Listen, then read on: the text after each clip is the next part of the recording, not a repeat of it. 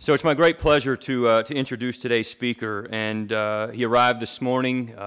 Yesterday, as you know, we received word that there was going to be snow up in the New York area this afternoon, and they were still gracious enough to the NFL to work with us, and Roger Goodell really wanted to be with us today, and so they made this all happen, even though we had to shift the time a bit. And so I can't thank you enough for being here. He spent the morning with us over in our laboratories, meeting with our students and interacting in some very good dialogue and scientific discussion about a number of issues around safety in sport, and I know we're going to hear some of that today.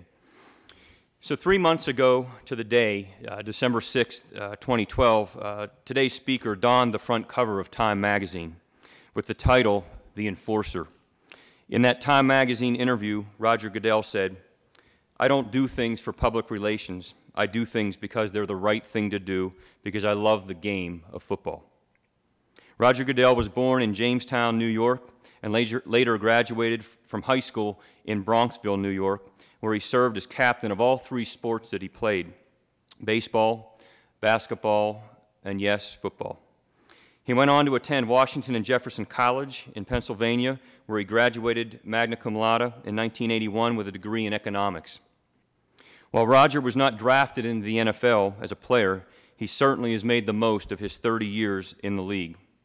Roger Goodell joined the NFL as an administrative intern in 1982. And after a year internship with the New York Jets, he returned to the NFL offices as an administrative assistant in the public relations department. He climbed the ladder within the NFL, serving in various executive roles, eventually being appointed executive vice president and chief operating officer in 2001. In this role, he was responsible for the league's football operations and officiating departments, in addition to supervising all league business functions. So to all you Carolina students who are out there today, I hope you will walk away understanding that you should never underestimate the value and opportunities that an internship might present, because you never know who might be watching. When you're impressing the likes of former Commissioner Pete Rozelle, Lamar Hunt, Paul Tagliabue, and many of the NFL owners, you must be doing something right. So it only got better for Roger. On August 8th, 2006, he was named NFL Commissioner and took reign of arguably the most popular sport in America, but one that was becoming ever more scrutinized.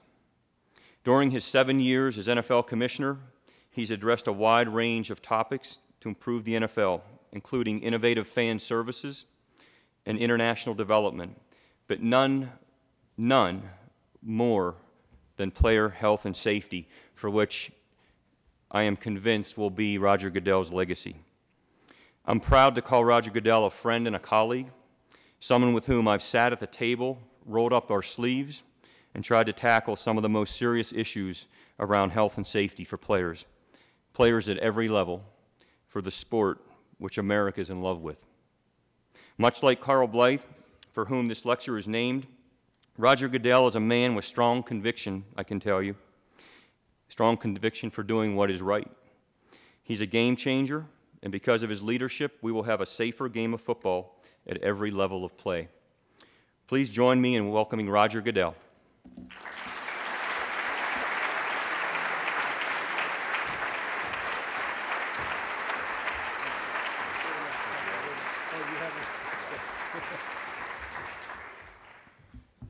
Thank you, Kevin. Good afternoon. It's a great honor to be here at this outstanding university with a wonderful opportunity to discuss two topics that I'm passionate about: the game of football and its future. Let me begin, though, by thanking Professor Guskiewicz for inviting me to speak here today. His work on sports-related concussions over the past two decades has been groundbreaking. We consider ourselves fortunate to have someone of his reputation and caliber serving on the Head, Neck, and Spine Committee as chairman of the Subcommittee on Equipment and Playing Rules. So thank you, Kevin. The University of North Carolina has produced so many groundbreakers in every walk of life, from astronauts to Pulitzer Prize winning journalists. I'm also told that you've produced a few decent basketball players from time to time. But I prefer to focus on the great football tradition here in Chapel Hill. Pro Football Hall of Famers Lawrence Taylor and Chris Hamburger lead a long list of other outstanding NFL players, including in recent years Jeff Saturday, Julius Peppers, and Hakeem Nicks. And the pipeline continues. 6 North Carolina players recently participated in our combine just a few weeks ago. The University of North Carolina and the NFL both stand for something else: leadership. Leadership means thinking about the long term, listening and learning from people, and taking forward-looking action. Dr. Carl Blyth was clearly a leader. In 1965, he founded the National Center for Catastrophic Sports Injury Research. He also played a key role in getting spearing out of football. So in that spirit, I'm honored to come here to speak a bit about our role in protecting the health and safety of athletes, not just in the NFL and football, but in all sports and all levels, because when there's physical activity, it involves the risk of injury. As was mentioned, I've been fortunate to be a part of the National Football League for almost 32 years. As a league, we continue to achieve great success. The interest in football at all levels is simply amazing. Driven by the values of the game, the talent and hard work of the athletes, the dedication of coaches, and the passion of our fans. Football unifies communities and connects generations, and the game is thriving. But for any organization to grow, to thrive, and to remain relevant, it must evolve, improve, and face up to its challenges. If there's any single reason for the incredible success of the NFL, it's because we've never allowed ourselves to be complacent about anything or any of our obstacles. There is a national conversation taking place about football. We welcome it. That's how we approach our jobs every day, looking at changes to the game, not as something to be feared, but as something we need to do as if the future of the game relies on it, because it does. The risk of injury in football is well known, but throughout history, football has evolved and become safer and better. In recent years, there has been a sharper focus on concussions in football and other sports. Let me make an important point here. Concussions are a global issue, not just a football issue. Most concussions don't even occur in competitive sports. Football concussions account for a small percentage of the total number of concussions each year. There was a story in USA Today last week about the number of concussions occurring in snowboarding and skiing. Olympic snowboard champion Shaun White said he's had 9 undisclosed concussions. Recently, I took my family skiing and started talking with a mother on a chairlift about our kids. What do they do? Are they active in sports? She didn't know me, but she volunteered she would not let her son play football because she cares about his brains. But she does let him ski. This simply illustrates how much work we have to do in this country to get out all the facts about the risk-reward calculations the parents have to go through when we allow our kids to partake in sports, skiing, football, or any other participation sport. And I support them if properly supervised. There is still a great deal we don't know about the effects of head injuries. But one thing is for sure, we can and must do more to reduce, prevent, and treat them in all endeavors, sports and otherwise. Scientists and doctors know more about concussion than they did even a few years ago. The key issue is how do we use this new understanding to make our game safer and more exciting in the future, and for anyone who suffers a concussion. This is our biggest challenge, changing the culture to reduce the injury risk to the maximum possible extent, especially the risk of head injury. I'm sure some of you have asked yourselves the same tough questions that others ask. When there is a risk associated with playing tackle football, why do they continue to play? And for parents, why should I let my kids play tackle football? These are valid and very important questions, and answers differ from person to person, and especially parent to parent.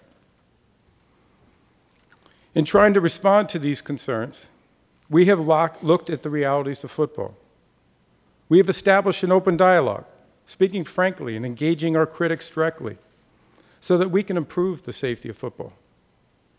Without question, there are tremendous benefits to playing team sports like football, whether it's tackle, flag, or playing in the backyard with your family. Benefits such as physical fitness, self-discipline, friendships, leadership opportunities, self-esteem, college scholarships, and most importantly, just plain fun. We have also taken a careful look at the long-term impact of football on NFL players. There was an unfortunate myth that existed for decades that the life expectancy of an NFL player was in its early 50s. It caused many players to make some very bad financial decisions, such as taking their pension early. It was a real problem with very real consequences. Certainly, football players can sustain injuries that have long-term effects.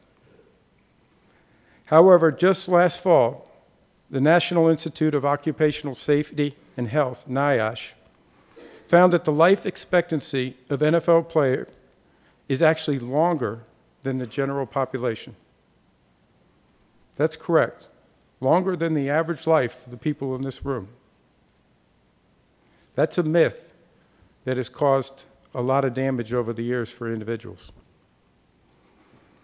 We know that in order to secure the future, we can and must do more to make the game safer. And in the process, we will make other sports safer as well. Fortunately, there is a legacy of safety improvements in football that serves as a meaningful prologue. In 1905, as President of the United States, then President Teddy Roosevelt helped football become safer through rule changes that eliminated dangerous techniques and opened up the game by introducing the forward pass. Your Hall of Famer, Chris Hamburger, tackled the right way, using his shoulders and his arms. But at the time, the game allowed the head slap, horse collar tackles, dangerous blocks, and hits to the head of defenseless players. All of that has changed. Our commitment has been and will continue to be to change the culture of football to better protect players without changing the essence of what makes the game so popular. As stewards of the game, it is our responsibility to promote a culture of safety, to be leaders. Let me share with you some specifics. We will not sit and wait for others to provide answers. We will continue to make rule changes, invest in innovative protective equipment, and provide our medical staffs with the tools and authority to protect the players on the field. The rule in our league is very simple. Medical decisions override everything else. We know that our actions set an example. The concussion awareness material we developed with the Centers for Disease Control, CDC, were used by the U.S. Olympic team last summer. The United States military, NASCAR, and college conferences have adopted our concussion protocols. High schools and colleges must take leadership roles as well as their coaches and athletes. An aggressive dialogue and educational efforts at all levels are raising awareness and changing the sports culture to more strongly emphasize safety. We challenge everyone in sports to be agents of that culture change. Second, leaders base decisions on facts. We actively support independent and transparent medical research. Much of this focuses on brain injury and disease, sometimes called the last frontier of medicine, and a public health issue that affects tens of millions of people. Our focus on brain injury and all the discoveries ahead will benefit the broader population. Last fall, we committed $30 million to the National Institutes of Health for research on the brain. The collective bargaining agreement with our players sets aside an additional $100 million for medical research over the next decade. NFL owners have invested millions more in medical research through our charitable foundations. We will follow the research wherever it takes us. On concussions, we recently embarked on an innovative approach to what is a global issue. We are forming a unique partnership with General Electric and other partners, including the U.S. Army. The goal is to accelerate the development of advanced diagnostic tools for concussions and better protection for the head in all activities. The initial funding from the NFL and GE is $60 million over 3 years. We are going outside the traditional research approach to private industry and the Department of Defense to speed up progress. This is a very important development. We may learn through breakthroughs in science that there are genetic or other factors that make certain individuals predisposed to concussions or brain disease. Through our partnership with GE and others, we are supporting research into new, more protective materials for helmets and have sponsored independent helmet testing to provide better information to players on helmet performance. There are no easy answers, but science can be a game changer in making sports safer. Third, we are committed to strengthening our playing rules and insisting on strict enforcement. We don't want to take physical contact out of the game, but we must ensure players follow rules designed to reduce the risk of injury. Enforcing rules on illegal hits to the head with fines and suspensions has changed tackling for the better. We now see fewer dangerous hits to the head and noticeable changes in the way the game is being played. Players and coaches have adjusted. They always do. But there is more work ahead. We will find other ways to take the head out of the game. The helmet is for protection. It should not be used as a weapon. In 2 weeks, our competition committee, chaired by Rich McKay of the Falcons, will recommend several rule changes at our annual league meeting. The committee's focus is squarely on improving player safety.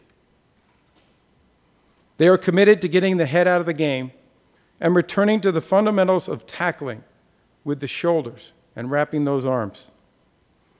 The result will be a safer sport and a worthy example for players at all levels of football. Proper safety equipment is also crucial. This season, NFL players will be required to wear knee and thigh pads, as players are required to do at every other level of football. Technology is also helping us. Recent developments including new sideline diagnostic protocols. Certified athletic trainers in press boxes serve as spotters for team medical staffs, and the use of iPads and cell phones by medical staffs on our sidelines. One of the more significant recent innovations is the use of video by medical staffs on our sidelines to better evaluate how an injury occurred. If you understand the mechanism of injury, it allows team doctors and trainers to more quickly and effectively treat an injury. Our medical staffs are raving about it. The Subcommittee on Equipment and Rules just completed a year-long study of accelerometers, which measure the frequency, location, and magnitude of impacts to the head in the NFL. Kevin has led that charge. We plan to begin a pilot study this season to see how these technologies can further improve safety at all levels of football. This type of data generated on the college level has already made an impact. From the data collected here at UNC and at other universities, Dr. Guskowitz's committee learned that the most severe head impacts occur on kickoffs, where the injury rate has been higher. That led us to change the kickoff rule 2 years ago, moving the placement of the kick from the 30 to the 35-yard line, so there would be more touchbacks and fewer kickoff returns. The result has been a 40% reduction in the number of concussions in each of the past 2 seasons. And the NCAA has also adopted our rule to this effect. Kickoff returns were down 50%, with the corresponding 50% reduction in concussions, while remarkably, the number of kickoffs for a touchdown stayed the same. This is further and recent evidence that we can make the game safer and more exciting. Fourth, we use our leadership position to advocate for safety in sports. We took a lead role in supporting the Zachary Lystead Youth Concussion Law. It applies to all sports. It requires education for coaches, players, and parents, removal from games or practice for any school athlete who suffers a concussion, and clearance by a medical professional before an athlete can return to play. This law has now been passed by 42 states and the District of Columbia. The law here is named for Matthew Gefeller and Jaquan Walker, 2 young athletes who died tragically as a result of traumatic brain injuries. The Sport-Related Traumatic Brain Injury Research Center here is directed by Dr. Guskowitz. In 2 days, he will lead a symposium for doctors, athletic trainers, and others on sports-related head injuries. Both the center and the symposium are named in honor of Matthew Gefeller.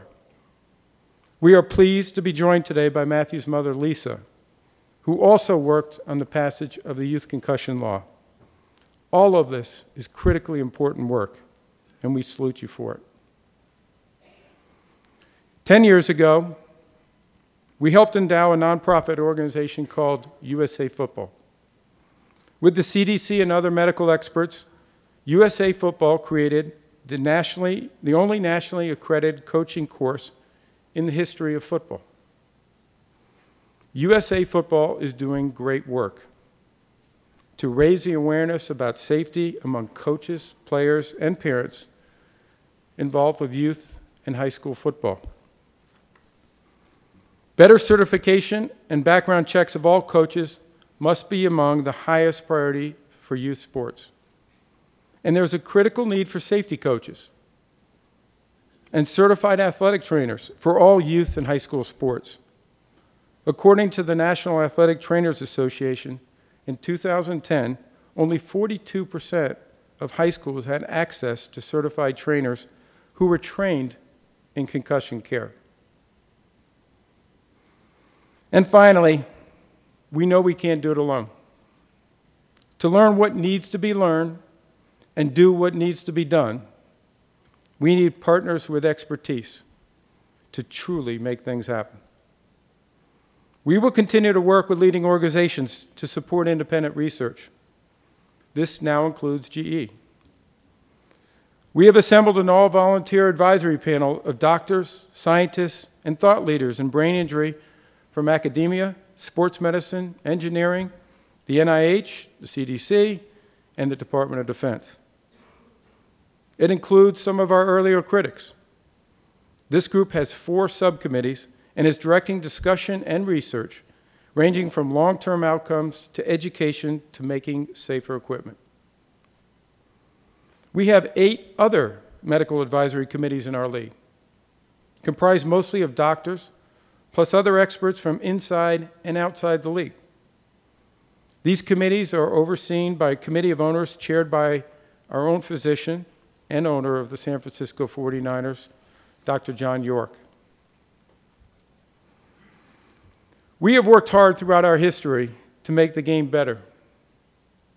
Evolution by nature does not stop. Football will always continue to evolve. Improving safety in sports at every level of sports is just not a goal. It is essential. We welcome the national conversation and believe that society will be better served. If the conversation is expanded beyond football, we think the impact can be even greater.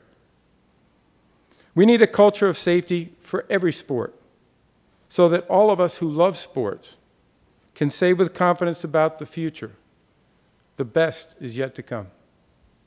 Thank you.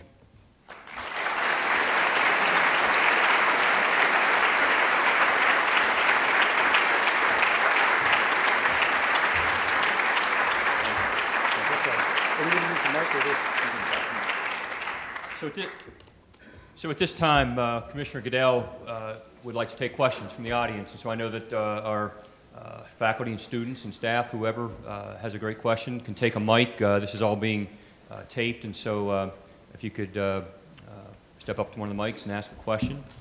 And after that, we will have some time for the media to ask questions. So I know that in my class alone, I'm looking at one of those students right now that he has a question. So I know that he'll take the mic here and ask you a very intelligent Tar Heel-like question. Better be, right? Yeah. A recent survey by the NFLPA said that 78% of NFL players don't trust their team doctors. What is the NFL doing to combat this culture of mistrust? Well, I spoke to the head of the NFLPA about that and said I'd love to see a copy of that, which I haven't seen, and I would love to see it because I don't believe that. I talk to our players all the time. I talk to our coaches. I talk to our doctors. They are getting extraordinary care in the NFL, amazing care, and it's something that we want to make sure that they have the opportunities to get care outside the NFL, and we have put a process in place. They can go to a neutral physician if they would like to check, which is not uncommon for anybody in society, to have a second opinion. But our doctors are not just doctors that work for an NFL team. These work for the greatest institutions in the world, the Cleveland Clinic or Stanford University. They're great universities with great hospitals and great professionals. And I don't question their integrity or their abilities at all. And we will constantly work to try to improve the care for our athletes. I talked about some of them with respect to video on the sidelines. This year we are also going to add an independent neurophysician that will be on the sidelines to help with the sideline concussion protocol.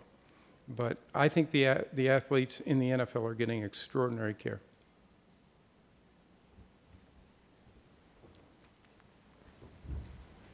Hi, my name is Marshall, and I'm a first-year master's student here at UNC. I'm also the wife of a career Navy SEAL who is now 100% disabled combat vet due to traumatic brain injury and other injuries. So you mentioned some partnerships with the DoD and with the Army. I'm interested in learning more about that. Well, first, thank you for your husband's service, and I'm sorry for the injuries that he sustained. But we're very proud of our relationship with the military, not just on the level of supporting our military, but also in this particular area. Everything we learn through our research, through our studies, through our professionals, we are sharing with the military. There's nothing more important than our veterans and what they and their families go through. And we want to make sure that we have that information and share it with them. I just had dinner last Thursday night with General Odierno to talk further about what we can do, because our issues are somewhat similar from time to time. The impacts are different, as we discussed this morning with some of Kevin's students, but the outcomes are somewhat similar in how to treat these injuries, how to deal with the potential of other issues that may develop at a later stage, depression as an example. And what we want to do is make sure that we're learning together. But the single biggest impact in the short term, other than sharing the research, that I think we can get done is the culture of sports and the culture of our military. There's very much a warrior mentality, as you probably know better than I. And we have to make sure that it's okay to raise your hand when you sustain these injuries so that you get the proper medical treatment.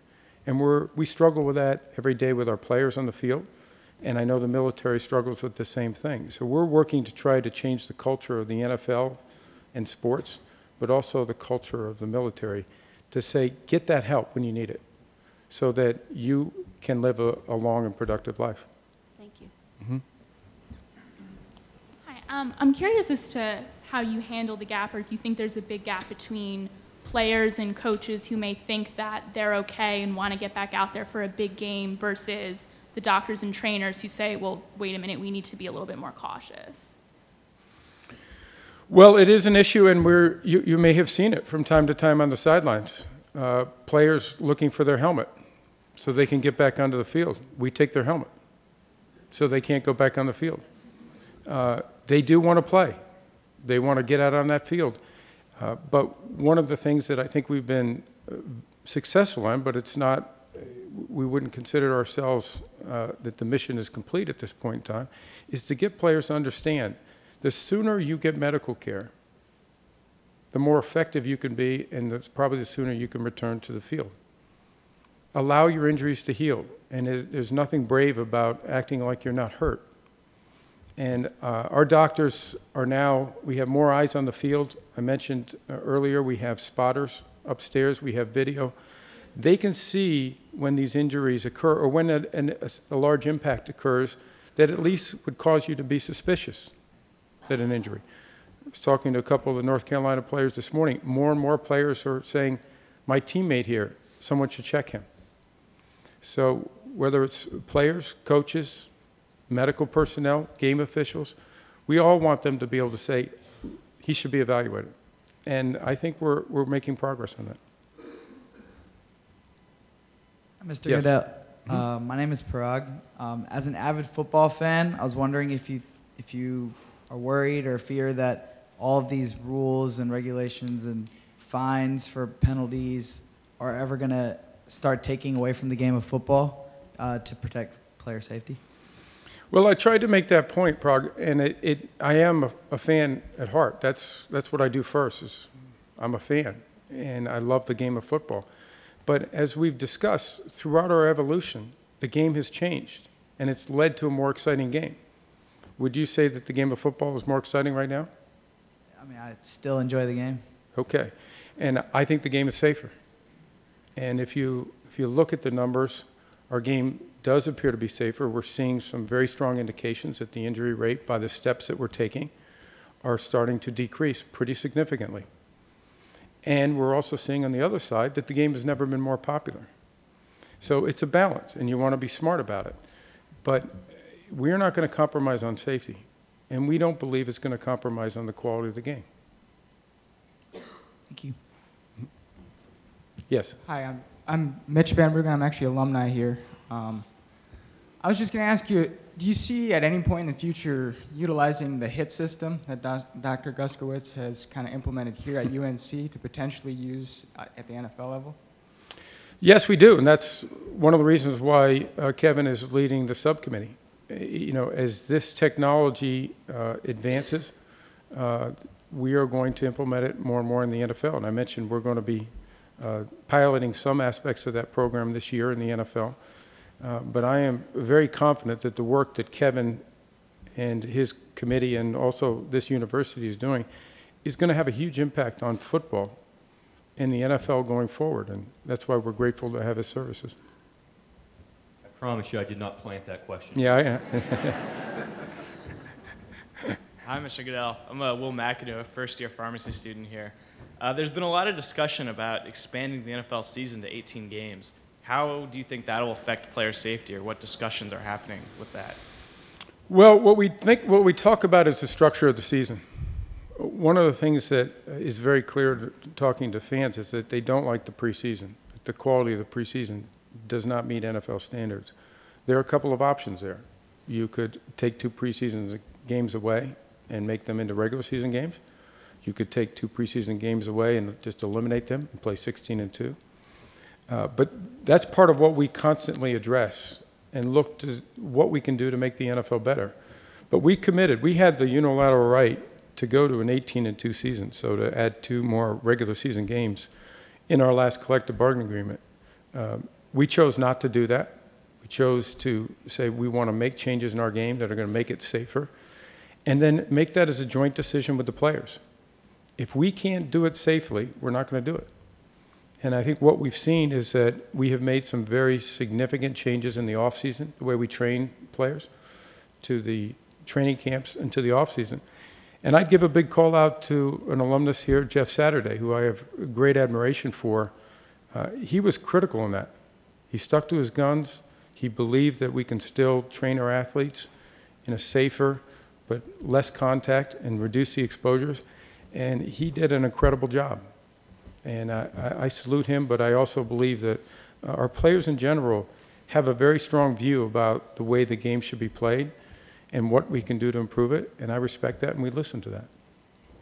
Thanks for coming. Thanks for coming to Chapel Hill today. It was a pleasure. Hey, Commissioner Goodell. Yes. My name is Ben Dwyer. I'm a first year from Maryland, and I was going to ask you about the HIT system, but since he already Another person that got triggered by Kevin, huh? Unfortunately, I've never met him, but I'd like to. You forgot. You told 2 students, huh, Kevin?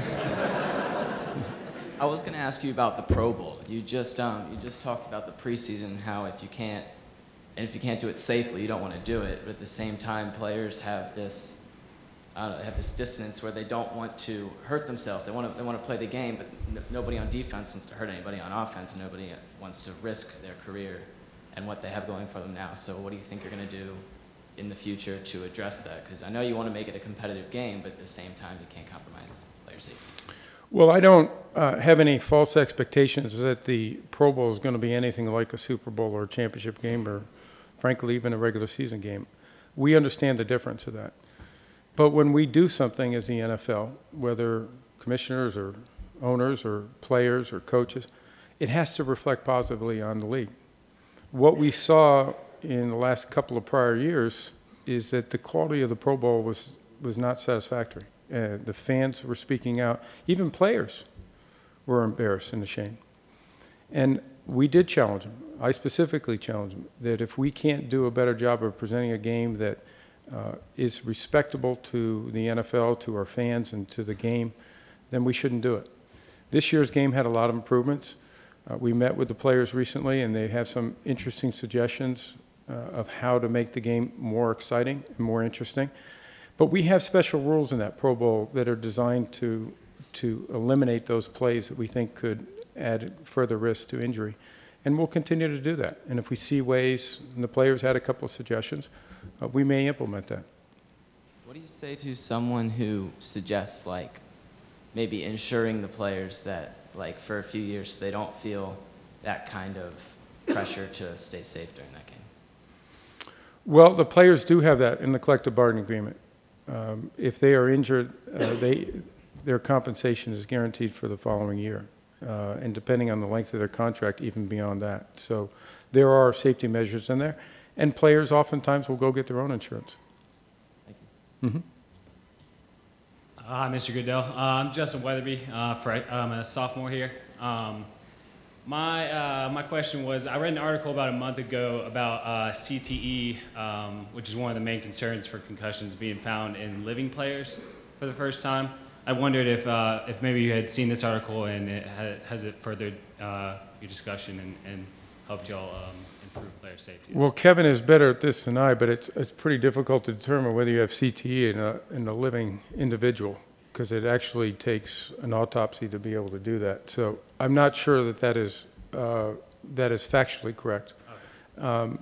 But the reality is we have funded over $1 million to Boston University on the CTE project to understand more about it. Not being a doctor, it's about a tau protein that develops in the brain. And we want to understand, how does that do that? Why does it do it with certain individuals and maybe not other individuals?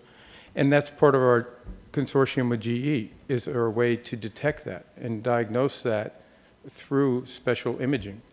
GE probably makes the best imaging technology in the world, and they want to be able to address that. So maybe we could get to the day where you could find out, do you have CTE?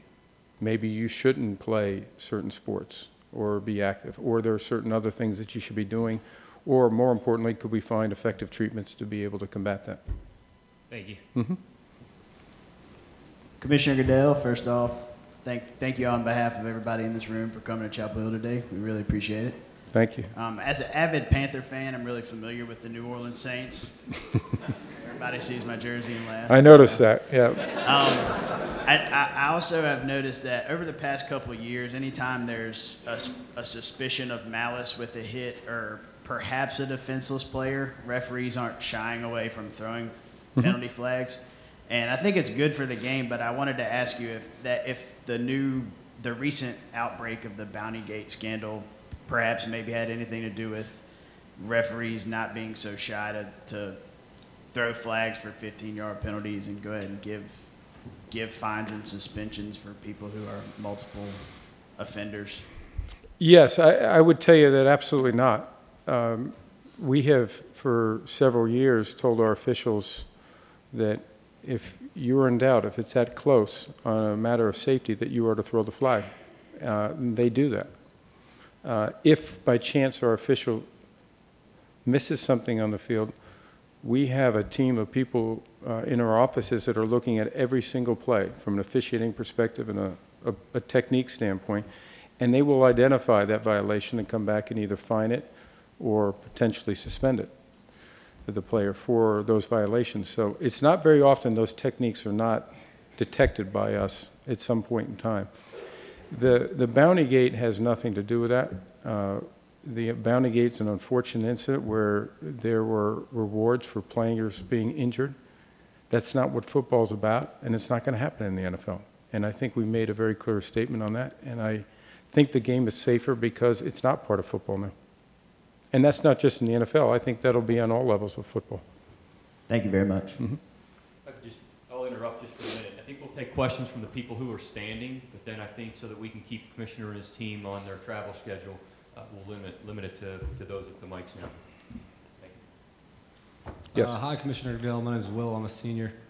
I was wondering if you could speak to the relationship of the players still in the league that resist rule changes like more pads and contact rules to the other group of NFL players who are retired that sue the league for various health concerns. More specifically, how these two groups will influence league decision-making in a different way.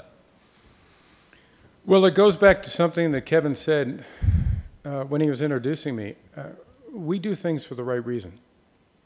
And if we think that the game can be safer by wearing pads, which we believe, and I think anybody who looks at it with common sense would say you've got to be safer with pads. And the technology has changed so dramatically where they're actually better than they were. And we've been working with the Nikes and the Under Armours and other manufacturers to get pads that disperse the blow in a more broad fashion, which is good for the players. And it may not just be a thigh injury or a knee injury. It could also be a concussion. A lot of concussions happen by a knee striking a helmet. So we're going to continue to do those. I understand that players look at the game and performance is important, safety is important, and look is important. Unfortunately, sometimes performance is more important than the other two. We don't support that. We believe that you can do all three, and that's what we're going to continue to focus on. Just one last question. Would you say that the health concerns of retired players has a greater influence on decision-making than do the influence of current players that might resist or might embrace rule changes? Does one group have a bigger impact than the other? No, I wouldn't say that. In our last collective bargaining agreement with the players, we jointly agreed to put $1 billion over the 10-year period back in to improve the benefits for retired players. Every player will be a retired player at some point. We want to make sure that we're providing the right kinds of services.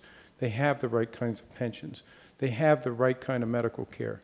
We've been able to identify certain injuries or certain medical issues that retired players may see more of because of playing in the game of football. As an example, knee joint replacements. And we established a program called in our Player Care Foundation where we will pay for the player, if they can't afford it, at one of the 13 best hospitals in the country to get that joint replacement. So we're continuing to find programs where we can address the issues that our retired players have as a general population, and I think it's working. We have more work to do. I'm not sure we'll ever be done with it, but we need to do more, and we will do more. Thank you. Yes. Hi, I'm Diana. I'm a sophomore, one of Kevin's students as well. You talked about how the numbers of concussions have gone down in the NFL and also on the collegiate level, but I was wondering how those stats look in lower levels of athletics, especially, well, football in particular, like high school and clubs teams, and what ways, if there are ways, that you all have reached out to promote a decrease in those as well. Well, the most important thing we can do is lead. And when we implement changes in rules, changes in equipment, changes in our medical procedures, others are watching, and others will follow. It may not happen immediately, but it's going to happen quickly. We are making advances. We are seeing reductions in concussions and other injuries by some of the things we do, whether it's equipment, training, the changes we made in no longer having two-a-day practices. That needs to work its way through college football, through high school football, youth football. We don't need those anymore. Sorry, Coach, if you're here, but I get that from coaches all the time.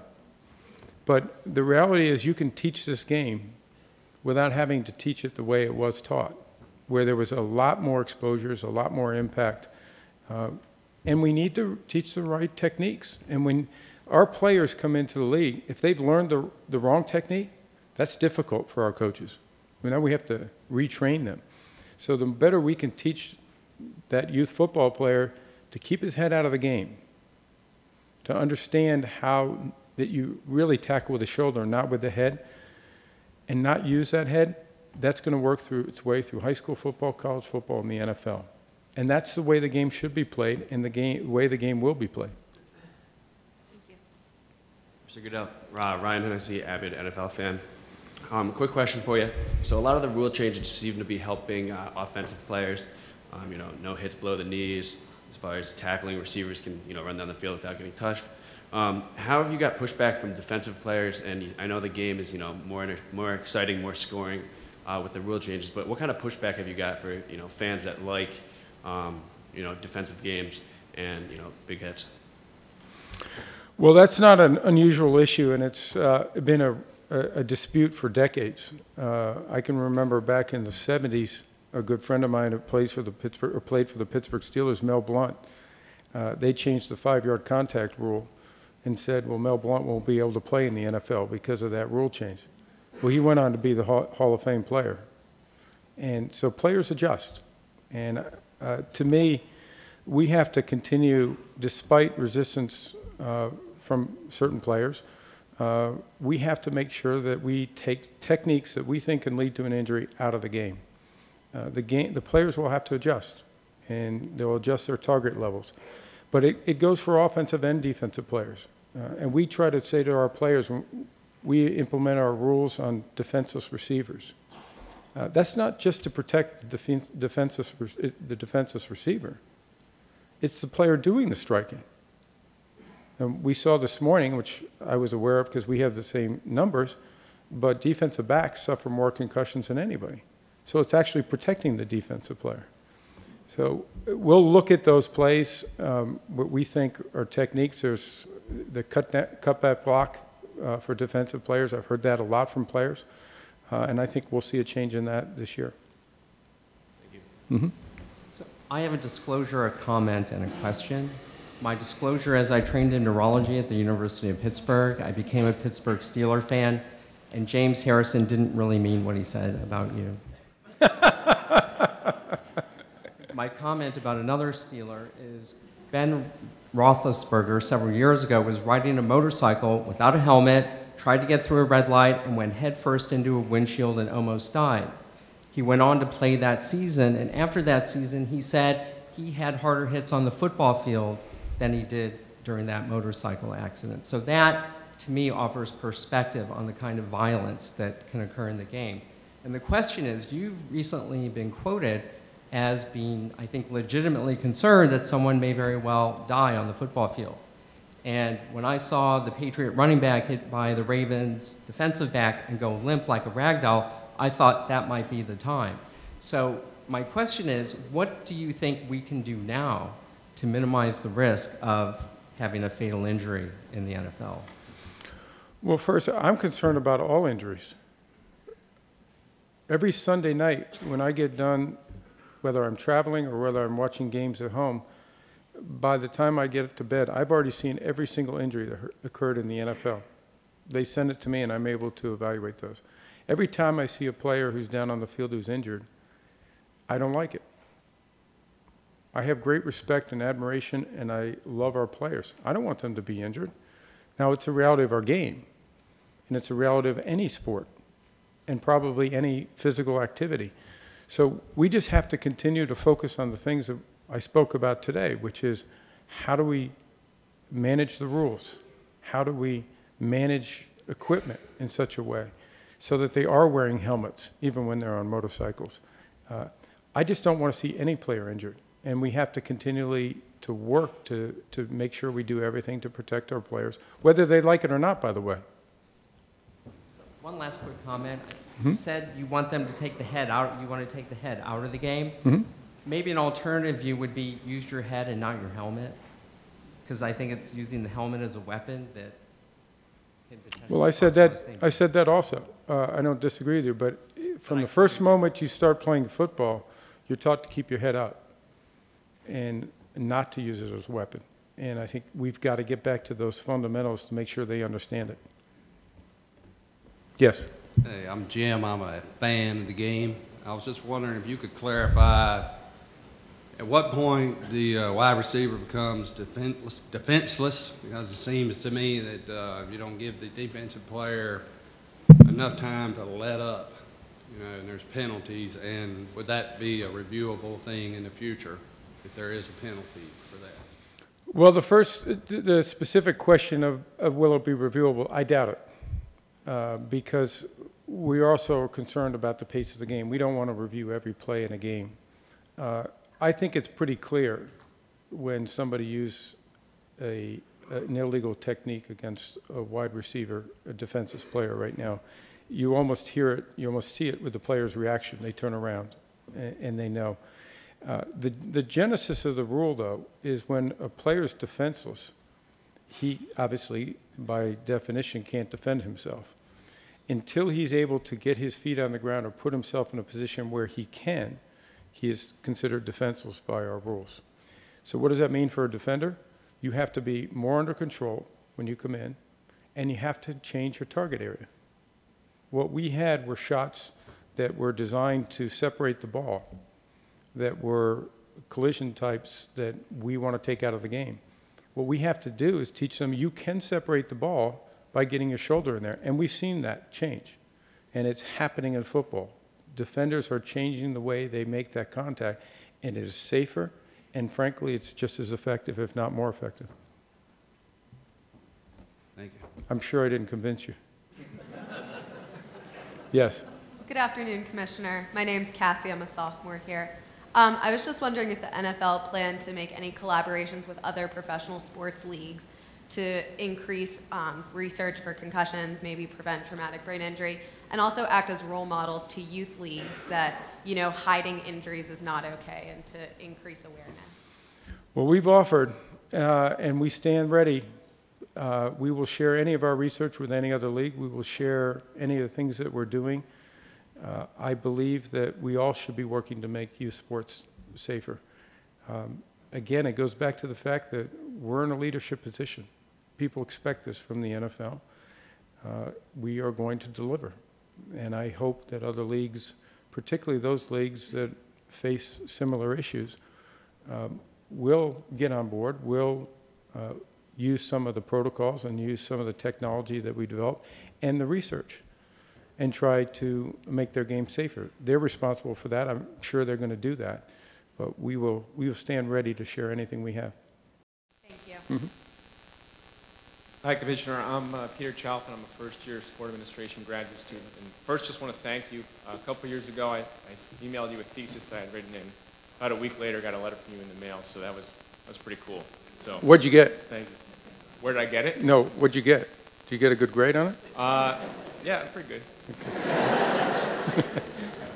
My question for you is back to expanding the schedule to 18 games. You mentioned fans and the players kind of expressed that they don't care about the preseason games as much, so cutting those out wouldn't be a problem. I'm interested to hear what feedback you've gotten from the coaches, because I would think they might use that those games to evaluate their players in establishing their 53-man roster. Yeah, there's really two primary purposes for the preseasons. One is to evaluate players, and the second is develop players. It used to be to get your players in shape. That's less of an issue now because our athletes are so, they're in such incredible shape and they take care of themselves all year round. So I think that's less of an issue now. Coaches will complain about any change. I promise you. When we made the change in our collective bargaining agreement, I can't tell you how many calls I got from our coaches is that we can't coach football. We can't, this is going to lead to a lesser quality game. That was 2 years ago. I haven't seen that on the field. What it does is it forces you to teach the game differently. The number one thing, though, that coaches are concerned about is that's okay if every other coach that I'm competing against, so we have 32 teams, I'll follow the rules. I want to just make sure that the other 31 teams are following the same rules so they don't have an advantage. Fair enough. I don't think they think that I skimp on the rules at all. If we see a violation, we go after it. And I think we've realized here that we can teach the game of football different. We can make it safer and better. And coaches understand that now too, but they're focused on planning and preparation, and anything that interferes with winning football games, with the exception of safety, because our coaches understand the importance of safety. And they are not going to get in the way of safety or medical decisions. They understand their job as the coach, but they care about their young players just as much as all of us do, if not more. Thank you. Mm-hmm. So we've covered a lot of ground, some great questions, and I think we have time maybe for one or two questions from the media. If Rob Holliday, who's been gracious in helping us here, do you have any questions from your side?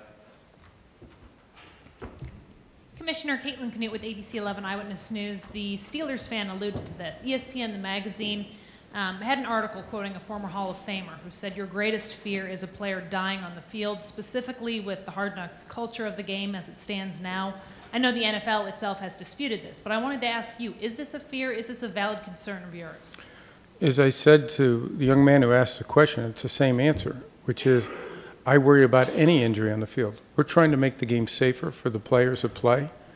I think the fans care about that. I know that the teams care about it. So we're going to do everything we can to make the game safer. And any injury that we see, we want to reduce, particularly catastrophic injuries. And we have been able to do that by carefully managing the rules, carefully doing what we can to improve the equipment. And we're not going to relent on that. We'll continue to stay after that. So this is something that you have vocalized to whether it's this unnamed source or to your colleagues? You have vocalized this. Vocalized what? That I care about our players and want to make sure they're safer? Yes. And you fear a player dying on the field? I have never said that. Okay, thank you. You're welcome. Roger, hey, Will Brinson, CBSSports.com. I'm curious, have you guys, and when you work with the medical people, do you plan on examining whether or not there's maybe an independent level of concussions established by Thursday night games and the short turnaround? Yeah, it's a very good question, and I hear that a lot also. I think people logically assume that there's a higher injury rate for Thursday games because there's less preparation time, less recovery time. We have not seen that at all. In fact, there is no difference in the injury rate or no significant difference between Thursdays and Sunday games. There are differing views as far as whether they like it. I hear from players all the time they love Thursday games, primarily because they really don't practice the week of the game. And secondarily, they get 10 days till the next game. And in fact, in the negotiations with our players, they made it very clear that if we went to an 18-game season, they wanted to make sure that their Thursday game was at the opposite side of the season as their bye, because they treated it that way. So there's some real benefits of the Thursday game, but we have not seen any injury rate differentiation. Commissioner Yes. Goodell, Andy Madison with News 14. Just real quickly, I was wondering if you could talk about the importance of concussion research at the collegiate level for college players. And then real quickly, I was wondering if you've gotten assurance from the folks at MetLife Stadium that the lights are going to be on throughout the entire Super Bowl next year. Well, I guess I could tell a funny story, but at this year's Super Bowl, when the lights went out, I was standing, obviously, trying to figure out what was going on myself and getting updates from different personnel, but standing to my left was Governor Christie of New Jersey.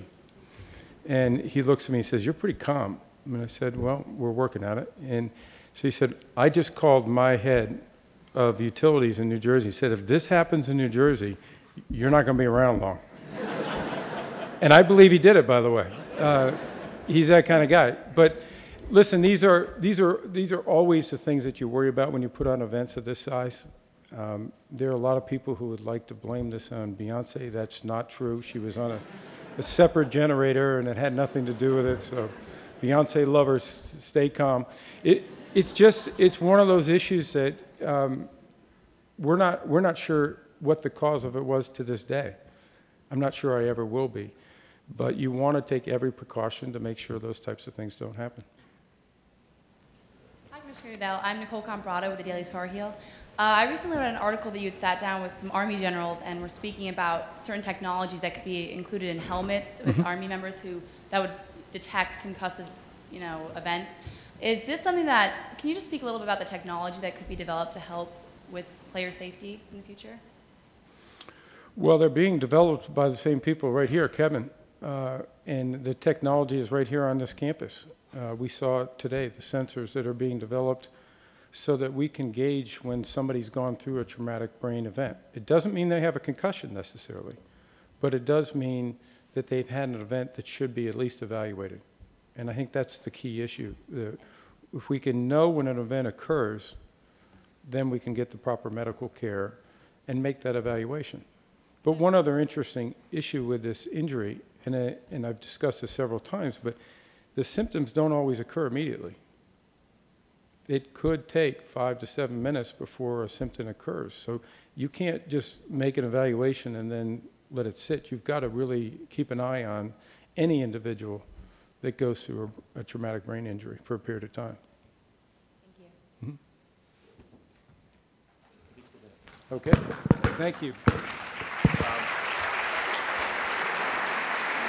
Just want to thank you all for being here. I'm really excited that our lights and our microphones all stayed on for the entire event. Want to thank Commissioner Goodell for being here in Chapel Hill with us today, a small Tar Heel token of our appreciation. And again, thanks for being here. Thank you.